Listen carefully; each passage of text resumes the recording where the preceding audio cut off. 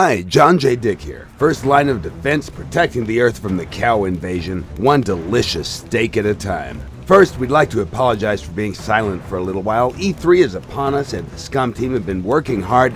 Alright, I'm gonna be honest with you guys. It's the cleaning lady. She blew the main fuse and the fuse box is high up on the wall, out of reach. Occasionally we have a power surge, like that one. So it's true. But let's get back to the game to cover one main topic, and that's the character creation process. To fully understand how human body simulation works in SCUM, we're going to go through the character creation process first. By now we've established that all characters in SCUM will be unique and that their skills and attributes will dynamically change in the game. There are four main attributes that define the character's physical and intellectual capabilities: strength, constitution, dexterity, and intelligence. They range from 1 to 5 and the average value is 3. For example, an intelligence of 3 represents an IQ between 90 to 110, which is considered to be an average IQ, while an intelligence of 5 would be something closer to a genius, like me. Players can always choose to increase attributes during the character customization process. Your favorite attribute will be boosted, but at the expense of taking points from your other attributes. It'll take a lot longer for you to build up low attributes than if they started from average. This is what we call a character specialization. Besides the most obvious things like entering a name, the first thing that influences metabolism is age. By selecting different age groups, you'll apply certain bonuses or penalties to your character's attributes. For example, younger people are more agile and have better dexterity, while older people have bonuses on intelligence. Now let's explain what specific attributes mean. Strength is linked with muscle power and muscle mass in general. It defines capabilities that perform actions that require strength, like carrying heavy objects, recoil control, or opening a jar of pickles. A greater strength usually means that your character will look better on the beach too, but be careful because bigger muscles also burn calories faster. Here you can see the most obvious difference between low and high strength. The prisoner on the left has a strength of 1 and is overburdened with 33 kilos of gear, even standing still and idle, while the guy on the right has a strength of 5 and can handle the same amount of weight much better.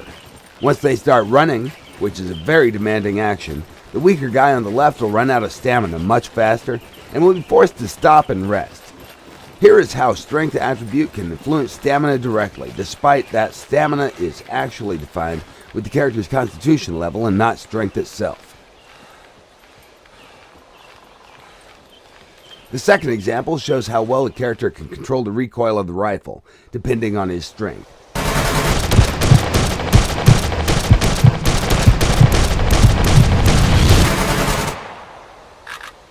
The higher the strength, the better the recoil control is. Finally, here you can see the most obvious usage of strength, and that's in hand-to-hand combat. Although skill and speed are important, you shouldn't underestimate the size of your opponent. They might be slow, but they'll be able to knock you out easily and crush your nose like a grape.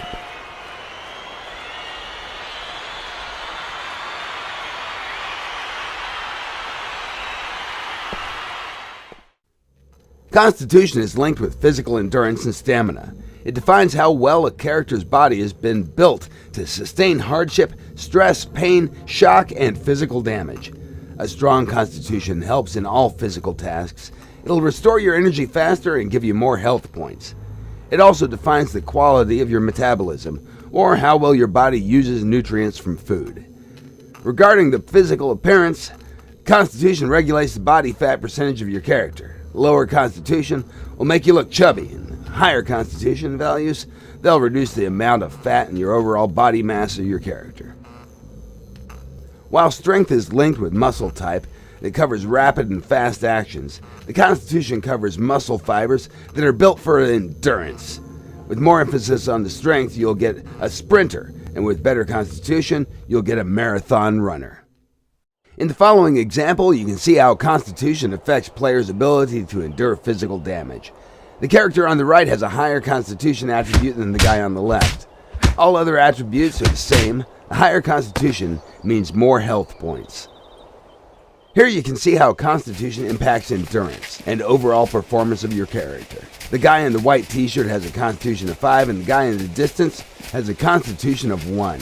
Other attributes are the same. The convict with the lower constitution has less stamina to start with. Running down the slope will reduce the stamina consumption speed slightly, but it'll nevertheless get tired very quickly. The body that's out of shape usually is not capable of dealing and considers heavy physical activity a stress. Because of that, it can sometimes fall into shock, resulting in severe muscle pain, dizziness, nausea, and vomiting. Good news is that if you keep exercising, your body will adapt and your constitution will improve.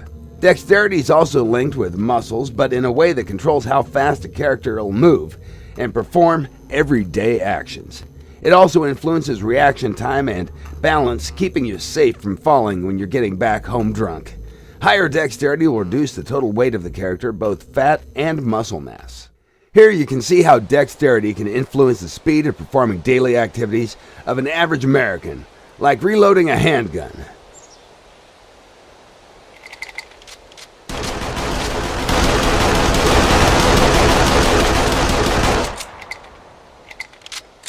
Although the skill is like 80 to 90% of everything here, higher dexterity attribute can speed up your actions even more.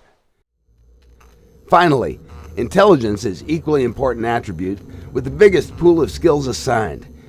It's the capability of perception and successfully performing tasks. It helps characters to learn faster, and without it, headshots would lose their purpose. No brain, no pain.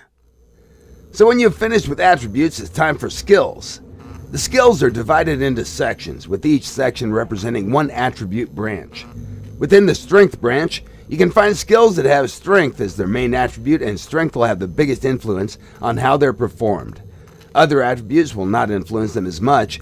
In case of the rifle skill, higher skill levels will give a better weapon control, more precise shooting, and less chance for weapon malfunction. However, the awareness skill from the intelligence branch will help you to spot targets further.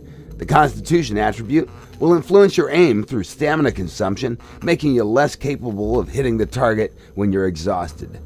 While the Dexterity attribute will impact the reload speed, drawing and holstering weapons, as well as the speed of changing stances.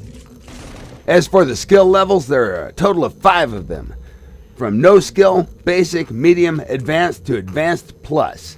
No skill means that you have no prior experience with something, but that doesn't deny you from trying it. It just means you're gonna suck at it. You're gonna be limited with what you can do until you reach a higher skill level. To upgrade the skill in the game, you'll have to perform it. Here you can see how the character's running skill will be upgraded simply by running. For each action you do, you'll gain some experience points. Even advanced skills can be upgraded. The final level is Advanced Plus and can be achieved only in the game. Right now, the amount of skill points equals attribute value multiplied by 2. Strength of 5 gives you 10 points to be distributed on the strength-based skills. To reach the basic skill level, you have to assign 1 point. Medium cost is 2 points, and the advanced skill level costs 3 points. So if you want to have advanced skill rifles, you're going to have to dedicate 6 points from the pool. Here you can quickly see the difference between basic and advanced cooking skills. With the higher skill level, you gain speed on your food preparation. You'll also gain access to more difficult food recipes. The cooking altogether is a very important skill. Properly cooked meals will provide you with additional performance bonuses that take effect as long as they're being digested by your character. Cooking also helps you to store food and use ingredients more efficiently, which means that you professional cooks can prepare nutritious meals with less ingredients. In the following example, you'll be able to see how different skills and attribute levels, along with the quality of tools, can influence the results of doing something basic, like bush cutting. Now the characters have different dexterity and different skill levels, but they all use the same level 4 cutting tool. The character with the best combination of all these 3 elements will cut the bush first.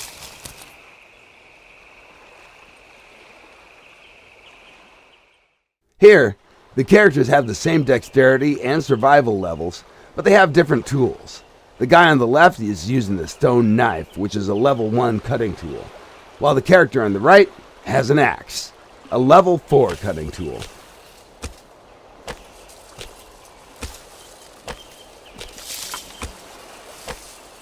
The character with the better tool will finish cutting faster. he'll also get more resources from the same thing. Using the lower level tool will usually destroy a certain amount of resources. Finally, for those who don't want to bother with all this nonsense, we've added a magical super button that will create the perfect character by running very complex background subroutines.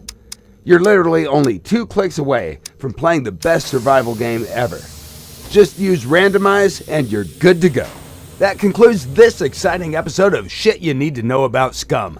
Remember to follow us on Steam, Facebook, Twitter, and www.scumgame.com. Wrapping things up, here is Deliverance Day, performed by a Double D and the Pretty Mouth Boys. Dick signing out.